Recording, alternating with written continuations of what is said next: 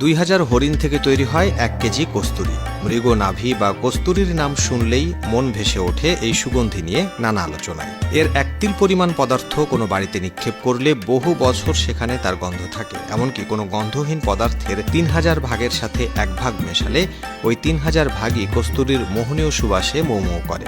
ইতিহাস বলে, হরিণের নাভি থেকে তৈরি কস্তুরী ব্যবহার করলে তার গন্ধে রাজারা অন্দরমহলের নারীদের কাছে বারবার ছুটে আসতেন।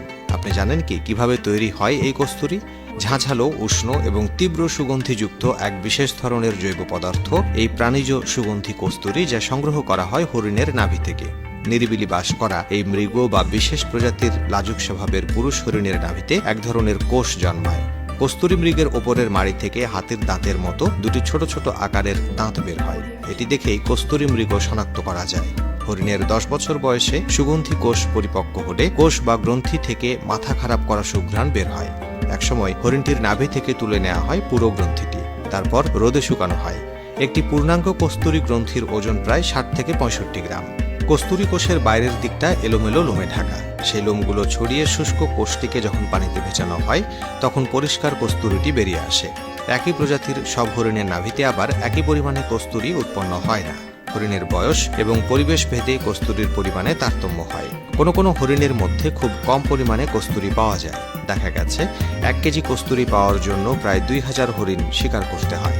কস্তুরী যখন সংগ্রহ করা হয়, তখন এর গন্ধ এতই উগ্র থাকে যে হরিণের নাভির কোষ কেটে নেওয়ার সময় শিকারীরা মোটা কাপড় দিয়ে নিজেদের নাক বেঁধে নেন।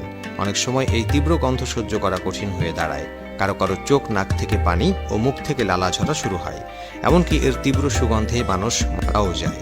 হিমালয় পর্বতমালার উচ্চ পার্বত্য অঞ্চলে উৎকৃষ্ট কস্তুরী মৃগ পাওয়া যায়। এ অঞ্চলে ছাগলের চেয়ে বড় নয়, কিন্তু দেখতে অত্যন্ত সুন্দর এক প্রকারের ছোট আকারের হরিণ আছে। এদের পা খুব সরু, মাথা সুন্দর এবং চোখ চমৎকার উজ্জ্বল। এই হরিণ অন্য হরিণ থেকে আলাদা হয়।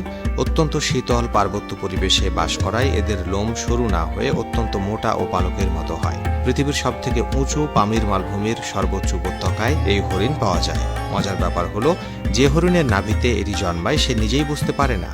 তার নাকে যখন এই সুগন্ধ এসে লাগে, তখন সে পাগলের মতো ছুটতে থাকে সেই সুঘ্রাণের উৎসের সন্ধানে। অথচ সে বুঝতে পারে না যে সুঘ্রাণ ছড়িয়ে পড়েছে তার নিজের দেহ থেকেই। এই প্রজাতির হরিণ আত্মরক্ষায় পটু, কিন্তু এদের দেহের তীব্র ঘ্রাণের কারণে এরা নিজেদের লুকিয়ে রাখতে পারে না। কারণ এই ঘ্রাণ অনুসরণ করে শিকারীরা ঠিকই এদের সন্ধান পেয়ে যায়।